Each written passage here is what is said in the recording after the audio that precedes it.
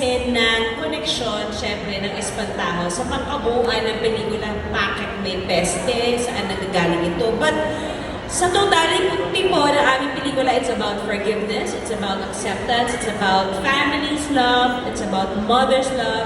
But at the end of the day, nakakatakot pa rin siya. So it is something very exciting, something amazing. At saka masarap talaga siya panoorin ng may kayakap. Pagkatas manonood ng pelikula, manonood kayo ng tinitilian, tapos yakap-yakapan, tapos kurut-kurutan.